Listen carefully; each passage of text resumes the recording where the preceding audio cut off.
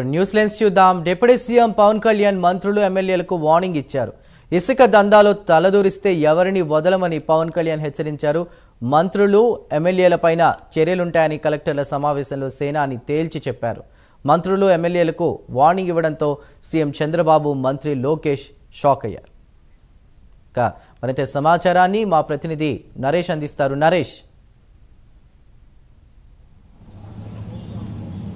చందు, మొత్తానికి నిన్న ఏదైతే అమరావతిలో కలెక్టర్లు, ఎస్పీల యొక్క సదస్సులో ముఖ్య అతిథిగా నారా చంద్రబాబు నాయుడుతో పాటు డిప్యూటీ సీఎం పవన్ కళ్యాణ్, అదేవిధంగా లోకేష్తో పాటు పలువురు మంత్రులు కూడా ఇటు కలెక్టర్ల యొక్క పనితీరు పట్ల 2 రోజులు జరిగేటువంటి యొక్క సమావేశానికి ముఖ్య అతిథులుగా కూడా హాజరయ్యారు.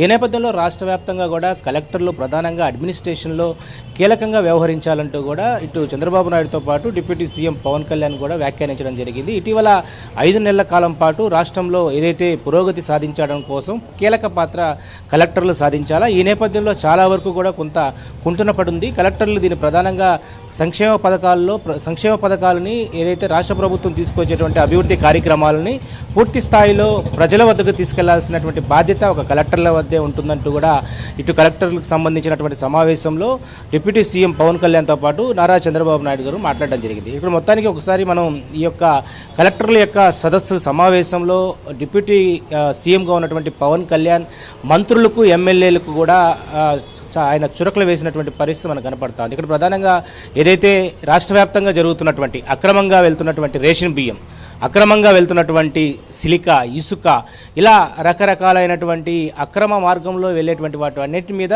కఠినమైనటువంటి చర్యలు చేపట్టాలి. గత 5 సంవత్సరాల కాలం పాటు ఈ యొక్క రాష్ట్రం పూర్తి స్థాయిలో జీరోకి వెళ్ళిపోయింది. ఈరోజు ప్రజలు మనల్ని నమ్మి దాదాపు కూడా 150+ మనకి ఇచ్చినప్పుడు ఇలాంటి పరిస్థితుల్లో కలెక్టర్ల అడ్మినిస్ట్రేషన్ బాగా చేయాలా, ప్రజలు మా మీద పెట్టుకున్న నమ్మకానికి మేము ఖచ్చితంగా ప్రజలకి న్యాయపరమైనటువంటి సూచనలు జారీ చేయాలంటూ కూడా కలెక్టర్ సదస్సులో పవన్ కళ్యాణ్ మాట్లాడడం జరిగింది. ఖచ్చితంగా ఇటీవల కాలంలో ఏదైతే కాకినాడ పోర్టుకు సంబంధించి దాదాపు కూడా వేల మెట్రికల్ టన్నుల యొక్క రేషన్ బియ్యాన్ని కూడా పవన్ కళ్యాణ్ అక్కడ పరిశీలించి పూర్తి స్థాయిలో దాన్ని ఒక ఎజెండాగా తీసుకెళ్లినటువంటి పరిస్థితిలో ఈరోజు రేషన్ బియ్యం, ఇసుక, అదేవిధంగా ఈ యొక్క అక్రమంగా వెళ్తున్నటువంటి వాటిపై ఎందుకు ఉక్కుపాదం మోపలేకపోతున్నారు? ఒకవైపు జిల్లా కలెక్టర్లతో పాటు మరోవైపు జిల్లా ఎస్పీలకు కూడా ఆయన స్వీట్ వార్నింగ్ ఇచ్చినటువంటి పరిస్థితి కనపడతా ఉంది. ఏదైతే ముఖ్యమంత్రి నారా చంద్రబాబు నాయుడు సమావేశంలోనే, లోకేష్ సమావేశంలోనే పవన్ కళ్యాణ్ కలెక్టర్లను ఉద్దేశించి మీరు ఎందుకు ఆపలేకపోతున్నారు? గత 5 సంవత్సరాల కాలం పాటు కలెక్టర్ల అడ్మినిస్ట్రేషన్ని పూర్తిగా వదిలేశారు. జగన్మోహన్ రెడ్డి అడ్డాలో మీరు నిలబడ్డారు. ఈరోజు కూటమి ప్రభుత్వంలో ఇలాంటి చర్యలు చేపట్టకపోతే ఖచ్చితంగా మీ మీద యాక్షన్ ఉంటుంది. రాబోయేటువంటి రోజుల్లో ఎమ్మెల్యేలైనా సరే, మంత్రులైనా సరే, ఈరోజు మంత్రులు కనుసైగల్లో ఇసుక దందా జరిగితే, అదేవిధంగా రేషన్ మాఫియా దందా జరిగితే ఎక్కడ ఉపేక్షించేది లేదంటూ కూడా ఇటు డిప్యూటీ పవన్ కళ్యాణ్, సీఎం పవన్ కళ్యాణ్ మాట్లాడడం జరిగింది. కలెక్టర్లు పూర్తి స్థాయిలో కూడా ఏదైతే వచ్చేటువంటి ఫిర్యాదులు ఏదైతే ఉన్నాయో వాటన్నిటిని కూడా క్షుణ్ణంగా పరిశీలించాలా, వాటికి తగిన న్యాయం జరగాల. ఏదైతే గత 5 సంవత్సరాల కాలం పాటు ప్రజలు అనేక ఇబ్బందులు ఎదుర్కొన్నారు. రెవెన్యూ, పోలీసు, పంచాయతీ శాఖ, అదేవిధంగా ఇటు ప్రధానంగా కార్పొరేషన్ సమస్యల పట్ల ఈరోజు సమస్యల యొక్క పరిష్కారానికి వస్తున్నటువంటి సదస్సులో ఈరోజు దాదాపు 100% అంతా కూడా ప్రజలకు సంబంధించినటువంటి వాటి మీద ఈరోజు వాళ్ళ సమస్యల పట్ల వస్తున్నారు. మరి వాటి మీద మీరు ఎలాంటి దృష్టి సాధిస్తున్నారు? ప్రజలు ఇచ్చేటువంటి సమస్యల పట్ల ఈరోజు పోలీస్ యంత్రాంగం అయ్యుండొచ్చు, ఏదైతే రెవెన్యూ డిపార్ట్మెంట్ అయ్యుండొచ్చు, వాళ్ళకి ఇచ్చేటువంటి హామీలు ఏ విధంగా ఉండబోతున్నాయి? కలెక్టర్లు ఇప్పటికైనా మేల్కోండి. వచ్చినటువంటి 5 నెలల కాలం పాటు ఈరోజు రాష్ట్రంలో పూర్తి స్థాయిలో పెట్టుబడులకు సంబంధించి కేంద్రం నుంచి అనేక పెట్టుబడులు మనకు వస్తున్నాయి. ఈరోజు కీలక పాత్ర పోషించాల్సినటువంటి యంగ్ ఆఫీసర్స్, ఐఏఎస్ సంబంధించినటువంటి అడ్మినిస్ట్రేషన్లో కీలకంగా వ్యవహరించండి. రాష్ట్ర పురోగతి, అభివృద్ధి సాధించడంలో మీరు ఒక నిర్మాణ భాగమైనటువంటి వ్యక్తులుగా ఈరోజు నిలబడాలంటూ కూడా ఆయన పవన్ కళ్యాణ్, చంద్రబాబు నాయుడు ఇద్దరు కూడా కలెక్టర్లకు సూచించడం జరిగింది. మొత్తానికి చూస్తే రాష్ట్ర వ్యాప్తంగా జరుగుతున్నటువంటి రేషన్ అక్రమ బియ్యం, అక్రమంగా తరలి వెళ్తున్నటువంటి రేషన్ బియ్యం అయ్యుండొచ్చు, అదేవిధంగా ఇసుక దందా మనం ప్రధానంగా చూసుకుంటే రాష్ట్ర వ్యాప్తంగానే కాదు, ఈరోజు ఆంధ్రప్రదేశ్ నుంచి చెన్నైకి, అదేవిధంగా బెంగళూరుకి ఇసుక విచ్చలవిడిగా వెళ్తుంది.